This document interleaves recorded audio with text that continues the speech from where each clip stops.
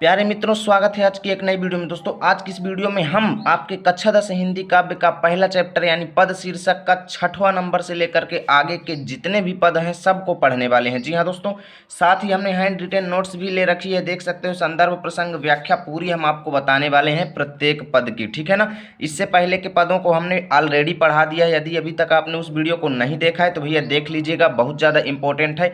Link उसका description में दिया गया है, ठीक है ना।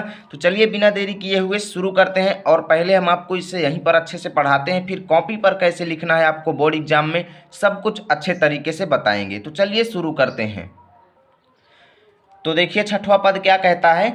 सखी रे मुरली ली जय चोरी, जिन गोपाल कीन है अपने बस, प्रीति सबन की तोरी।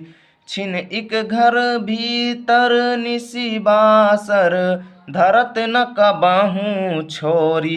कबहूँ कर कबहूँ अधरनि कटी, कबहूँ खोसत जोरी।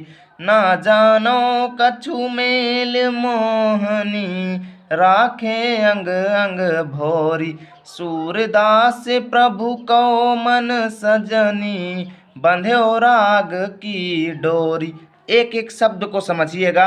यहाँ पर एक सखी का दूसरे सखी से यहाँ पर वार्तालाप चल रहा है, ठीक है ना। एक गोपी दूसरे गोपी से क्या कहती है कि हे सखी, भगवान श्री कृष्ण ने जो मुरली ले रखी है उसको चुरा लीजिए। मुरली लीजिए चोर, उन्होंने जो मुरली लिया है उसको चुरा लिया जाए, ठीक है ना। जिन गोपाल कीन है अपने बस, प्रीति सबन को सबन की तोरी।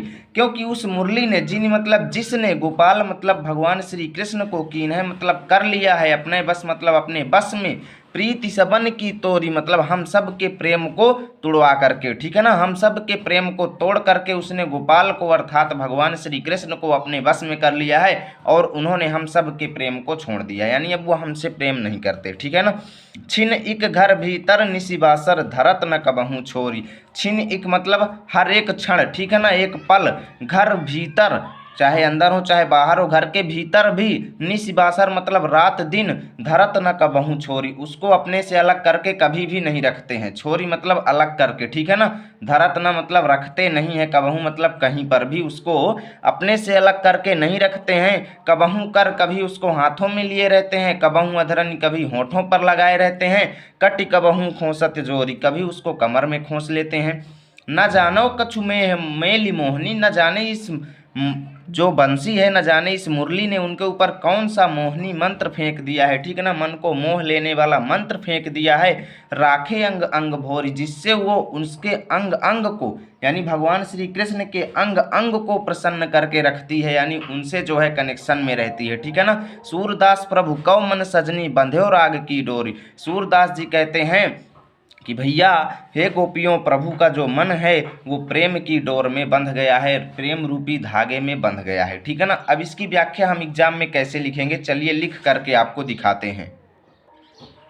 तो देखिए दोस्तों, अगर यही पद आपके बोर्ड एग्जाम में आता है तो सबसे पहले शुरू के 2 शब्द लिख देने हैं और लास्ट के 2 शब्द लिख देने हैं, उसके बाद डैश डैश डैश कर देना है पूरे में, ठीक है ना। उसके बाद संदर्भ कैसे लिखना है। प्रस्तुत पद्यांश हमारी पाठ्य पुस्तक हिंदी में संकलित पद शीर्षक से, पद को अगल बगल कॉमा से बंद कर देना है, ठीक है ना। पद शीर्षक से अवतरित है, जिसके रचयिता सूरदास जी हैं, इतना आपको लिख देना है। अब देखिए, मैं बार बार संदर्भ नहीं बताऊंगा, सभी में आपको सेम संदर्भ लिखना है, जितने भी पद हैं सब में संदर्भ सेम रहेगा, ठीक है ना।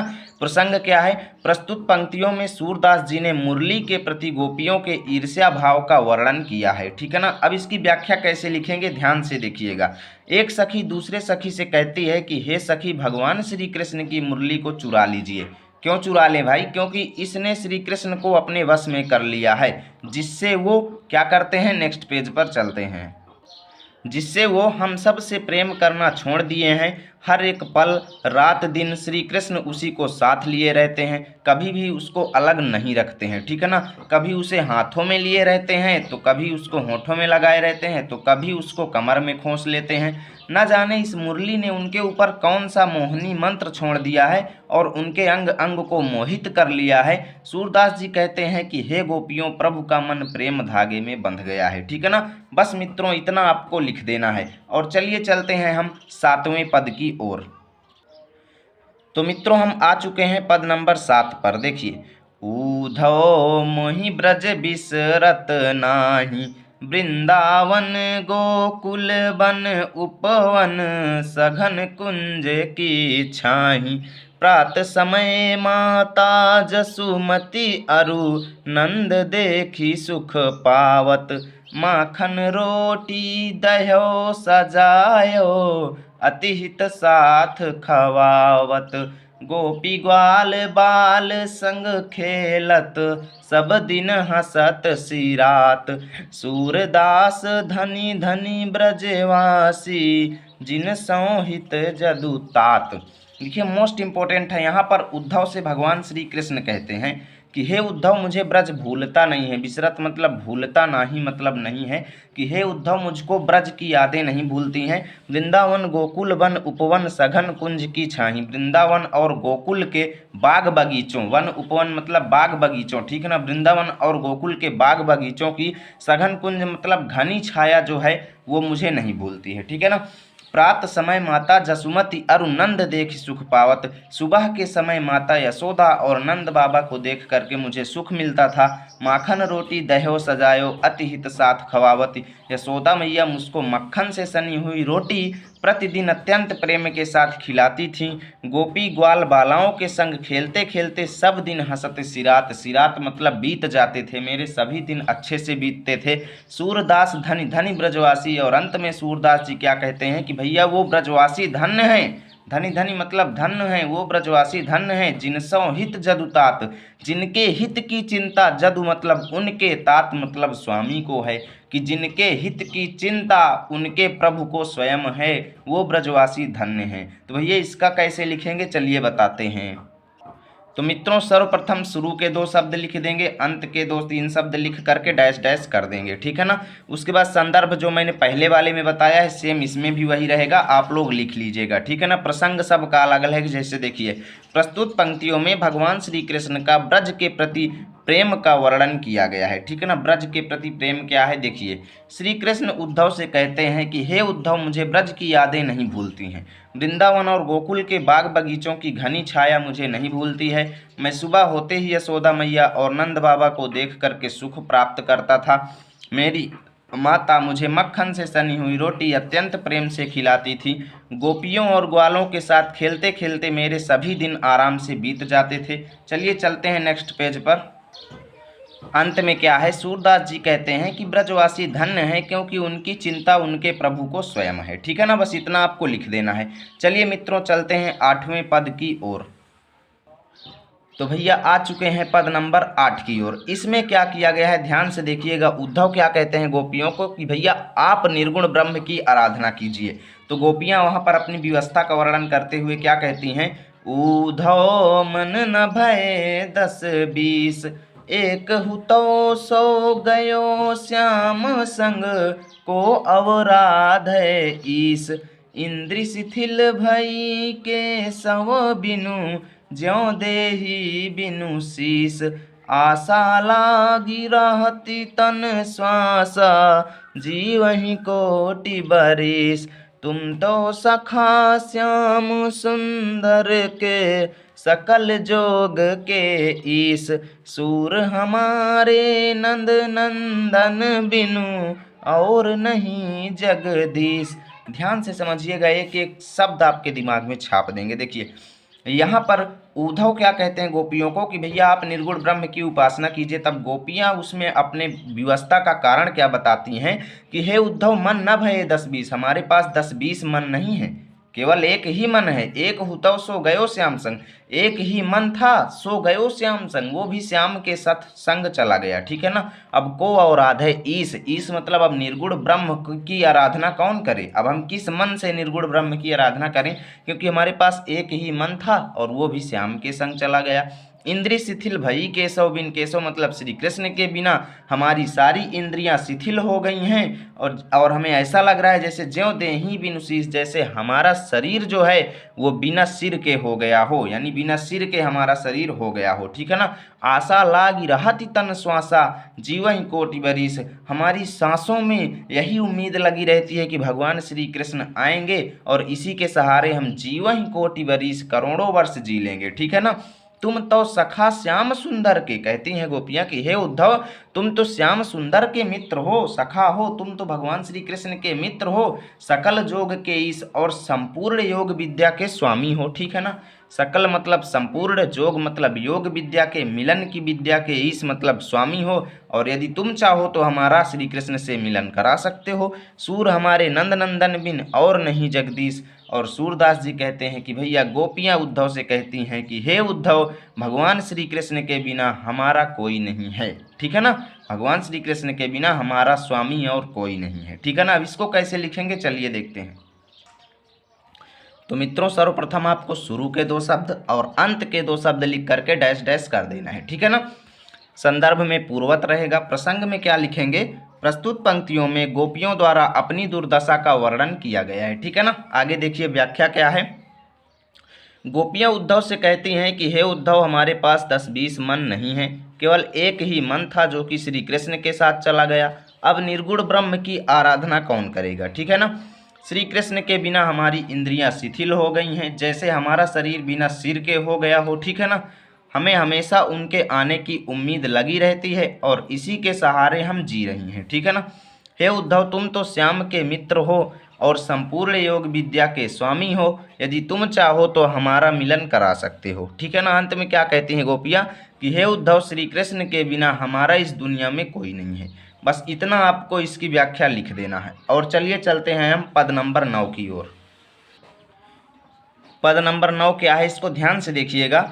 उद्धव जाहु तुम ही हम जाने, श्याम तुम ही यहाँ कौ नहीं पठयो, तुम हो बीच भूलाने, ब्रज नारिन संजोग कहत हो, बात कहत न ला जाने, बड़े लोग न विवेक तुम्हारे, ऐसे भय अयाने, हम सौ कही लई हम सही कह, जिय गुनि लेहु सयाने, कहाँ अबला कहाँ दशा दिगंबर, मस्ट करो पहचाने, साच कहो हम तुमको अपनी सौ, बूझती बात निदाने, सूर श्याम जब तुम ही पठायो, तब नहीं कहूँ मुस्काने। इसकी व्याख्या कैसे लिखेंगे, देखो यहाँ पर गोपियाँ उद्धव को कहती हैं, भैया जब उद्धव उनको ज्ञान बांट रहे हैं तो गोपियाँ कहती हैं कि उद्धव सीधे आप चले जाइए। ठीक है ना, उद्धव जाहु, हे उद्धव आप जाइए, तुम्हें हम जाने, हम आपको भली भांति जानती हैं। हे उद्धव, गोपियाँ कहती हैं कि हे उद्धव तुम जाइए, हम आपको भली भांति जानते हैं। श्याम तुम ही यहाँ कौ नहीं पठे हो, श्याम ने तुमको यहाँ पर नहीं भेजा है, श्याम ने तुमको यहाँ पर नहीं भेजा है। तुम हो बीच भुलाने, बीच मतलब रास्ता, आप रास्ता भूल गए हो, यानी श्याम ने आपको यहाँ पर नहीं भेजा, आप स्वयं से यहाँ पर आए हुए हो। ठीक है ना, ब्रज नारिन सौ जोग कहत हो, ब्रज की नारियों के संग आप योग की बातें करते हो, जोग की बातें करते हो, बात कहत न ला जाने, ऐसी बातें करते हुए तुम्हें शर्म नहीं आती। ठीक है ना, यानी काफ़ी ज़्यादा बेइज्जती यहाँ पर गोपियाँ उद्धव की करती हैं कि भैया ब्रज की नारियों के संग आप जोग की बातें करते हो, आपको शर्म नहीं आती, बड़े लोग न विवेक तुम्हारे, आप बड़े लोग हैं मतलब सयाने हैं, लेकिन आपके पास बुद्धि नहीं है। ठीक है ना, आप सयाने हैं लेकिन आपके पास बुद्धि नहीं है, विवेक न तुम्हारे, आपके पास बुद्धि नहीं है, ऐसे भय अयाने, आप ऐसे अज्ञानी हैं। ठीक है ना, आप ऐसे अज्ञानी हैं। हम सौ कही लई हम सही कहे, आपने हमसे योग की बातें की, हमने सह लिया। ठीक है, हमसो कही लई, हमसे आपने कहा, लई हम सही के मतलब हमने सह लिया। जिय गुण ले हुसयाने, लेकिन ऐसा गुण मतलब ऐसी बातें आपको सयाने लोगों से नहीं करना है, बड़े लोगों से नहीं करना है। ठीक है ना, कहाँ अबला कहाँ दशा दिगंबर, मस्ट करो पहचाने, कहाँ अबला कहाँ हम नारियां और कहाँ दशा दिगंबर, दशा मतलब अवस्था, दिगंबर मतलब नग्न की, कहाँ हम अबला कहाँ हम नारियां हैं और कहाँ नग्नावस्था, मस्ट करो पहचाने, पहले मौन हो करके इसको समझो। ठीक है ना, कि हम नारियां हैं और कहाँ नग्नावस्था, हम मस्ट मतलब मस्ट करो मतलब मौन रह करके समझो पहले, साच कहो तुमको अपनी सौ, मतलब यहाँ पर गोपियाँ जांचती हैं कि क्या सच में इनको श्री कृष्ण ने भेजा है या फिर ये अपने से आए हुए हैं। साच कहो सच कहो तुमको तुम्हारी कसम, बूझती बात निदाने, मैं आपसे मेन बात पूछ रही हूँ, अंतिम बात पूछ रही हूँ, ठीक है ना।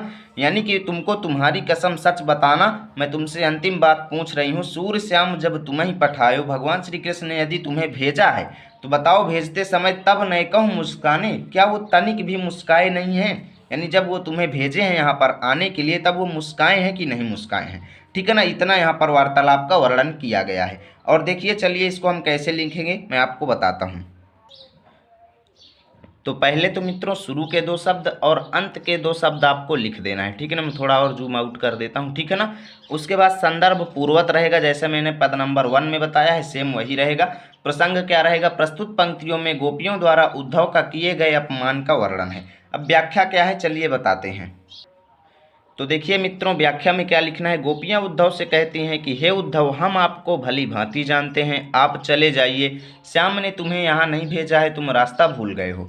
ब्रज की नारियों के संग योग की बातें करते हुए आपको शर्म नहीं आती है। आप समझदार हो लेकिन आपके पास बुद्धि नहीं है, ऐसी अज्ञानतापूर्ण बातें करते हो, ठीक है ना। हमसे आपने कहा, हमने तो सहन कर लिया, लेकिन ऐसी बातें किसी बड़े व्यक्ति से मत कीजिएगा। कहाँ हम नारियां और कहाँ नग्नावस्था, मौन धारण करके पहले समझो, ऐसा कुकृत्य हमें शोभा नहीं देता है। उद्धव तुमको तुम्हारी कसम सच बताना, जब श्याम तुम्हें यहाँ भेजे हैं तो मुस्काए हैं कि नहीं, ठीक है ना। बस इतनी व्याख्या आपको एकदम इजी लैंग्वेज में बता रहा हूँ, ऐसे ही बोर्ड एग्जाम में लिख करके आना है। और चलिए चलते हैं अब हम पद नंबर 10 की ओर। पद नंबर 10 है मित्रों, निर्गुण कौन देश कौ बासी, मधुकर कही समुझाई सौह दई, बूझति साच न हासी। को है जनक कौन है जननी, कौन नारी को दासी, कैसे बरन भेष है कैसो, किहि रस में अभिलाषी। पावै गो पुनि कियो आपनो, जौर करे गो गासी। सुनत मौन भय रह्यो बावरो, सूर सबय मति नासी। देखिए कैसे इसकी व्याख्या लिखेंगे। निर्गुण कौन देश कौ वासी, यहाँ पर क्या बात चल रही है देखिए। यहाँ पर जब उद्धव निर्गुण ब्रह्म की उपासना के बारे में गोपियों से कहते हैं तो भैया गोपियाँ पहले उनसे क्या पूछती हैं, निर्गुण ब्रह्म का परिचय पूछती हैं। क्या कहती हैं कि भैया निर्गुण ब्रह्म जिसकी तुम उपासना करने के लिए कह रहे हो, कौन देश को वासी, किस देश का निवासी है, पहले तुम मुझे ये बताओ। उद्धव से कहती है किस देश का वो निवासी है। मधुकर कही समझाई सौह दे, तुम्हें कसम में दिला करके मीठे शब्द में कह रही हूँ। बूझत साँच न हासी, मैं तुमसे सच पूछ रही हूँ, मजाक नहीं कर रही हूँ। ना हासी मतलब मजाक नहीं कर रही हूँ, बूझत साँच मतलब सच्ची बात पूछ रही हूँ, मीठे शब्दों में तुम्हें कसम दिला करके, ठीक है ना। को है जनक, कौन है उनके पिता, निर्गुण ब्रह्म के पिता कौन है, कौन है जननी, निर्गुण ब्रह्म की माता कौन है, और कौन नारी, और उनकी पत्नी कौन है, और उनकी दासी कौन है, ये सब चीज़ें पूछ रही हैं। कैसे बरन भेष है कैसो, उनकी वेशभूषा कैसी है, यानी निर्गुण ब्रह्म की वेशभूषा कैसी है, कि रसमय अभिलाषी, और उनकी इच्छाएं कैसी है, यानी उनको वो किस प्रकार के इच्छुक हैं, उनकी इच्छाएं कैसी हैं, ठीक है ना। पावै गौ पुण्य कियो आपनो, तुम अपने किए का परिणाम पाओगे। पावै गौ मतलब पाओगे, पुण्य मतलब फिर से कियो आपनो मतलब अपने किए का फल तुम पाओगे। जौरे करे गो गांसी, अगर तुम हमसे छल करोगे, यानी अगर तुम झूठी बात बताओगे तो अपने किए का फल पाओगे। यानी यहाँ पर उनको क्या कर रही हैं, डांट रही हैं, यानी उनको धमकी दे रही हैं कि अगर तुम हमसे छल करोगे तो अपने किए का फल अवश्य पाओगे। सुनत मौन भय रह्यो बावरो, गोपियों की ऐसी बातें सुन करके उद्धव मौन हो गए। सूर सबय मति नासी, सूरदास जी कहते हैं कि ऐसा लग रहा था जैसे सबकी बुद्धि भ्रष्ट हो गई हो। इसकी व्याख्या कैसे लिखेंगे चलिए मित्रों हम आपको बताते हैं। तो मित्रों सर्वप्रथम शुरू के 2 शब्द, अंत के 2 शब्द, बीच में डैश, ठीक है ना। संदर्भ पूर्वक प्रसंग क्या रहेगा, प्रस्तुत पंक्तियों में गोपियां उद्धव से निर्गुण ब्रह्म का परिचय पूछती हैं, ठीक है ना। व्याख्या क्या रहेगा, गोपियां उद्धव से कहती हैं कि निर्गुण ब्रह्म किस देश का निवासी है, मैं तुमसे मजाक नहीं कर रही हूँ, सच सच बता दो, ठीक है ना। निर्गुण ब्रह्म के माता पिता, पत्नी और दासी कौन है, निर्गुण ब्रह्म की वेशभूषा कैसी है, और उनकी इच्छाएं कैसी हैं। चलिए नेक्स्ट पेज पर चलते हैं। और आगे गोपियाँ क्या कहती हैं, अगर तुम हमसे छल करोगे तो अपने किए का फल जरूर पाओगे। गोपियों की ऐसी बातें सुनकर उद्धव चुप हो गए और ऐसा लग रहा था जैसे सबकी बुद्धि भ्रष्ट हो गई हो। ठीक है ना। चलिए मित्रों चलते हैं लास्ट पद की ओर। अभी तक वीडियो को लाइक नहीं किए हो तो भैया लाइक शेयर कर दिया करो। तो देखिए मित्रों पद नंबर 11 में क्या कहा गया है। संदेशों देव की सो कहियो, हो तो धाई तिहारे सुत की मया करत ही रहियो। जदपि टेव तुम जानती उनकी तव मोही कही आवे। प्रात होत मेरे लाल लड़ई तय माखन रोटी भावे। तेल उबटनो रुता तो जलता ही देख भज जाते। जोई जोई मांगत सोई सोई देती, क्रम क्रम करि कह न्याते। सूर पथिक सुन मोहि रैन दिन, बढ़्यो रहत उर सोच। मेरोर अलक लड़ई तो मोहन, भय भय करत संकोच। तो यहाँ पर देखिए क्या बात है। संदेशों देवकी सौ कहियो। यहाँ पर उद्धव से यशोदा मैया कहती हैं, यशोदा मैया का उद्धव से वार्तालाप है। क्या कहती हैं यशोदा मैया उद्धव से कि मेरा ये संदेश, संदेशों मतलब संदेश, देवकी सौ कहियो, आप देवकी मैया से मेरा ये संदेश कह देना। हाँ तो धाई तिहारे सुत की, कि मैं उनके पुत्र की, धाई मतलब धात्री यानी पालन पोषण करने वाली माता हूँ। उनको बता देना कि आपके पुत्र की पालन पोषण करने वाली माता मैं हूँ, मया करत ही रही हो। और उनको कह देना कि वे मेरे पुत्र पर दया ही बरसाती रहेंगी। ठीक है ना। मया मतलब दया, करत ही रही हो मतलब बरसाती रहेंगी, दया करती रहेंगी। ठीक है ना। उनकी गलतियों को माफ करती रहेंगी। यद्यपि टेव तुम जानती, उनकी टेव मतलब आदत, यद्यपि कि देवकी मैया को कहती हैं यद्यपि आदत वो उनकी जानती हैं। ठीक है ना। यानी श्री कृष्ण की आदत देवकी मैया जानती हैं। तब मतलब फिर भी मोहि कही आवे, फिर भी मैं बता रही हूँ। ठीक है ना। फिर भी ये आदतें जो मैं बता रही हूँ जा करके तुम देवकी मैया को बता देना। ठीक है ना। प्रात होत मेरे लाल लड़ाईते, यानी सुबह होते ही मेरे लाल लड़ाईते मतलब प्रिय मोहन को। ठीक है ना। लड़ाईते मतलब प्रिय, कि सुबह होते ही मेरे प्रियतम श्री कृष्ण को माखन रोटी भावे। मक्खन रोटी जो है बहुत पसंद आती है। ठीक है ना। तेल उबटनो अरु तातो जल, तेल उबटन और ठंडा जल देख करके, ठीक है ना, तेल उबटन और ठंडा जल देख करके वो भाग जाते हैं। ठीक है ना। ताही देख मतलब उनको देख करके भज जाते मतलब भाग जाते हैं। फिर उनको नहाने का तरीका क्या है, जोई जोई मांगे, वो जो जो मांगे सोई सोई दो भैया। उनको सौ सौ चीज़ें दे करके मैं उनको क्रम क्रम करके मतलब धीरे धीरे नहाते मतलब नहलाती हूँ। ठीक है ना। उसी प्रकार उनको बता रहे हैं कि ऐसे ही जा करके देवकी मैया से बता देना। ठीक है ना। सूर पथिक सुन मोहि रैन दिन, सूर पथिक मतलब हे उद्धव मुझको रातों दिन ये सोच रहती है, मेरे हृदय में ये सोच बढ़ती रहती है कि मेरो अलक लड़ाई तो मोहन, कि मेरा अत्यंत प्रिय मोहन जो है भय भय करत संकोच, मतलब रह रह करके संकोच करता होगा। ठीक है ना। इसकी व्याख्या हम कैसे लिखेंगे चलिए देखते हैं। तो मित्रों सर्वप्रथम तो शुरू के दो शब्द, अंत के दो शब्द, बीच में डैश। ठीक है ना। ऐसे आपको बोर्ड एग्जाम में लिखना है जो तरीका मैं बता रहा हूँ। संदर्भ पूर्वत रहेगा। प्रसंग में क्या रहेगा, प्रस्तुत पंक्तियों में यशोदा मैया द्वारा देवकी को दिए गए संदेश का वर्णन है। ठीक है ना। व्याख्या देखिए। यशोदा माता उद्धव से कहती हैं कि हे उद्धव मेरा ये संदेश देवकी को बता देना कि उनके पुत्र का पालन पोषण करने वाली मैं हूँ तथा मेरे पुत्र पर दया बरसाती रहेंगी। ठीक है ना। यद्यपि श्री कृष्ण की आदत वो जानती हैं, फिर भी मैं बता रही हूँ कि उनको बताना यानी देवकी मैया को बताना कि सुबह होते ही श्री कृष्ण को मक्खन रोटी खाना पसंद है। ठीक है ना। तेल काजल और ठंडा जल देख करके वो भाग जाते हैं। फिर वो जो जो मांगते हैं वो चीज़ें देकर उन्हें धीरे धीरे नहलाना है। ठीक है ना। हे उद्धव मुझे रात दिन यही सोच रहती है कि मेरा प्रिय कृष्ण बार बार संकोच करता होगा। इतनी व्याख्या आपको लिख देना है और यहाँ से भैया आपका चैप्टर फिनिश होता है। उम्मीद करता हूँ वीडियो अच्छी लगी होगी। यदि वीडियो अच्छी लगी है तो लाइक कीजिएगा, चैनल पर पहली बार आए तो सब्सक्राइब कीजिए ताकि रोजाना की ऐसी वीडियो आप तक सबसे पहले पहुँचेगी। मिलेंगे आपके साथ नए वीडियो।